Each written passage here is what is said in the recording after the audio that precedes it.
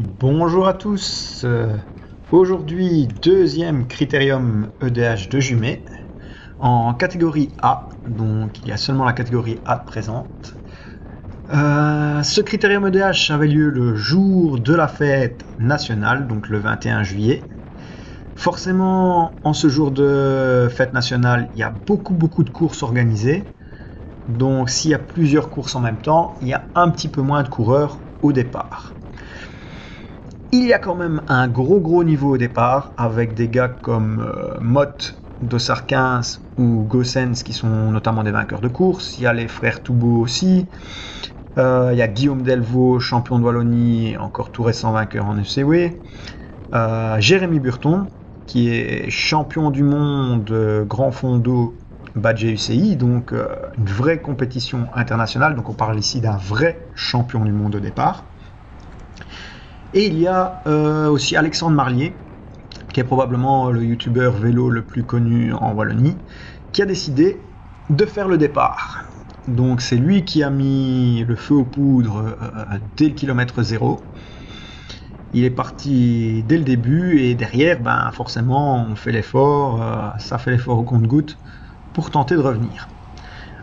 Il y a donc le champion de Wallonie, Guillaume Delvaux, Jérémy Burton, et ils ont un équipier, donc ils sont donc 3 de la même équipe. C'est l'équipe la mieux représentée. Forcément, je vais un peu calquer ma course sur eux, vu qu'ils sont 3 de la même équipe dans un petit peloton. S'ils ne sont pas représentés devant, en toute logique, c'est un petit peu plus à eux de prendre leurs responsabilités. Ici, on voit que ça part encore. Là, ça devient critique parce que le champion de Wallonie vient de démarrer. Il y a 2-3 gars qui sont partis. Il y a les gars qui sont partis au kilomètre 0. Donc, il commence à avoir beaucoup de monde devant. Derrière moi, je vois que ça serre les dents. Donc, je me dis, pourquoi pas en mettre une petite. Alors, il faut savoir que dans cette partie-ci, qui est la deuxième partie de la bosse, on a vent de face.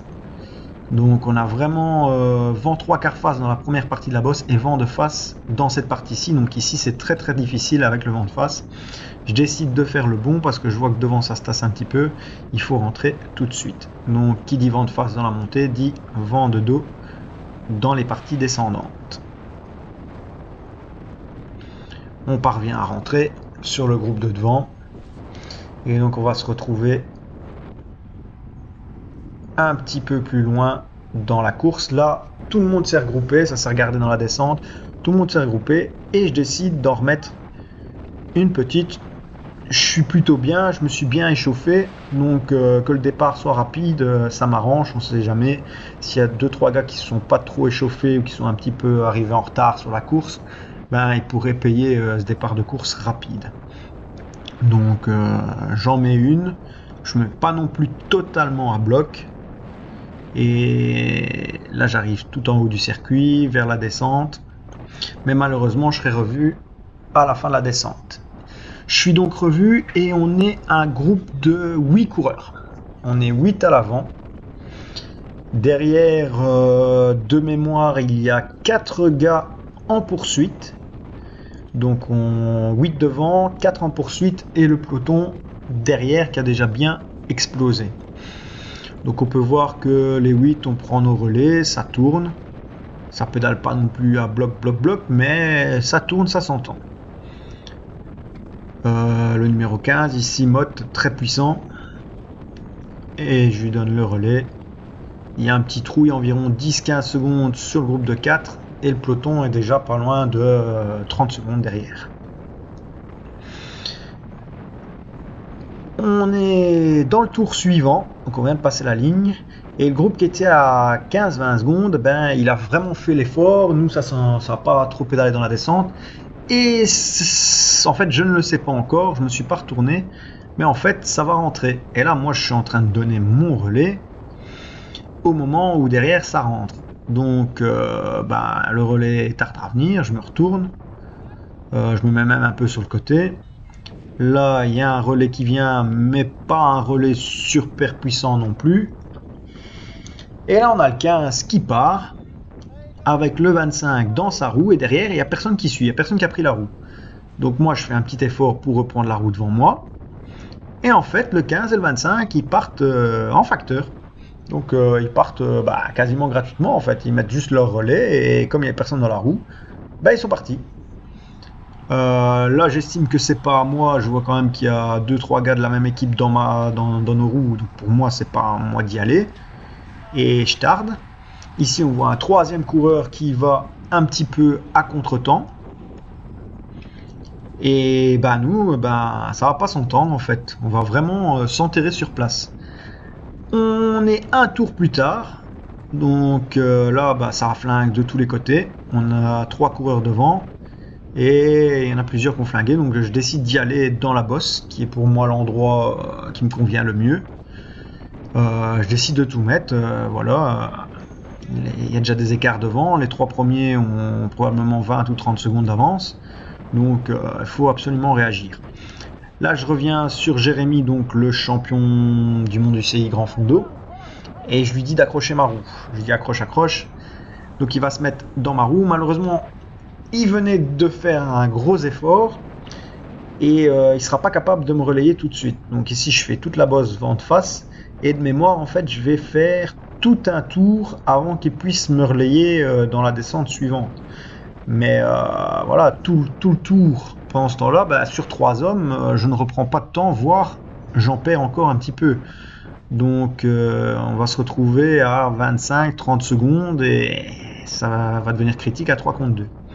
Alors on est un petit peu plus loin dans la course, au 10e tour, et là en fait on reprend le coureur qui était parti à contre-temps, qui soit n'a pas su rentrer, soit a sauté. Donc on se retrouve maintenant nous à 3 contre les 2 coureurs devant. On ne sera pas en mesure de rentrer, l'écart grandissant 5 secondes au tour environ, donc 30, 35, 40, donc on ne sera pas capable de rentrer et on aura 1 minute d'avance sur le groupe derrière nous. Ici je vous ai mis le dernier tour, donc le dernier tour où on va donc lutter pour la 3e place, la place sur le podium. Les 2 vainqueurs sont trop loin devant.